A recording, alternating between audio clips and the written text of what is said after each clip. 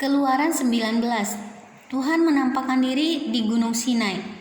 Pada bulan ketiga setelah orang Israel keluar dari tanah Mesir, mereka tiba di padang gurun Sinai pada hari itu juga. Setelah mereka berangkat dari Rafidim, tibalah mereka di padang gurun Sinai, lalu mereka berkemah di padang gurun. Orang Israel berkemah di sana di depan gunung itu. Lalu naiklah Musa menghadap Allah, dan Tuhan berseru dari gunung itu kepadanya, "Beginilah kau katakan kepada keturunan Yakub dan kau beritakan kepada orang Israel, kamu sendiri telah melihat apa yang kulakukan kepada orang Mesir dan bagaimana aku telah mendukung kamu di atas sayap Raja Wali dan membawa kamu kepadaku. Jadi sekarang jika kamu sungguh-sungguh mendengarkan firman-Ku dan berpegang pada perjanjian-Ku, maka kamu akan menjadi harta kesayangan-Ku sendiri dari antara segala bangsa, sebab Akulah yang empunya seluruh bumi. Kamu akan menjadi bagiku kerajaan, imam, dan bangsa yang kudus. Inilah semuanya firman yang harus kau katakan kepada orang Israel." Lalu datanglah Musa dan memanggil para tua-tua bangsa itu dan membawa ke depan mereka segala firman yang diperintahkan Tuhan kepadanya. Seluruh bangsa itu menjawab bersama-sama, "Segala yang difirmankan Tuhan akan kami lakukan." Lalu Musa pun menyampaikan jawab bangsa itu kepada Tuhan. Berfirmanlah Tuhan kepada Musa, "Sesungguhnya aku akan datang kepadamu dalam awan yang tebal dengan maksud supaya dapat didengar oleh bangsa itu apabila aku berbicara dengan engkau, dan juga supaya mereka senantiasa percaya kepadamu." Lalu Musa memberitahukan perkataan bangsa itu kepada Tuhan. Berfirmanlah Tuhan kepada Musa, "Pergilah kepada bangsa itu, suruhlah mereka menguduskan diri pada hari ini dan besok, dan mereka harus mencuci pakaiannya.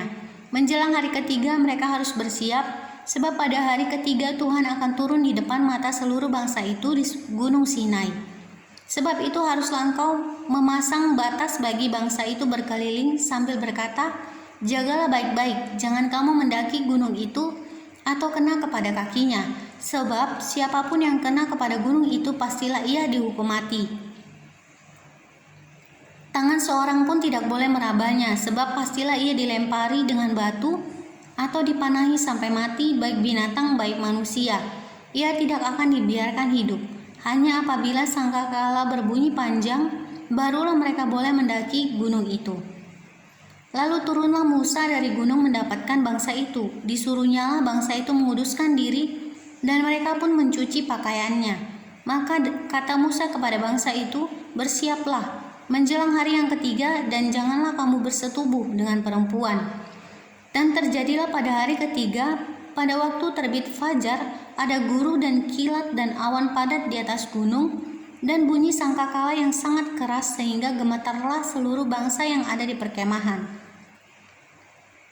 Lalu Musa membawa bangsa itu keluar dari perkemahan untuk menjumpai Allah, dan berdirilah mereka pada kaki gunung. Gunung Sinai ditutupi seluruhnya dengan asap, karena Tuhan turun ke atasnya dalam api.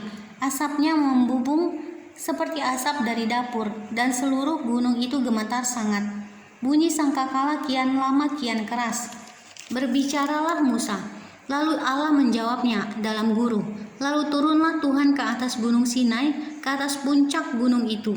Maka Tuhan memanggil Musa ke puncak gunung itu, dan naiklah Musa ke atas. Kemudian Tuhan berfirman kepada Musa, "Turunlah, peringatkanlah kepada bangsa itu supaya mereka jangan menembus mendapatkan Tuhan hendak melihat-lihat. Sebab tentulah banyak dari mereka akan binasa.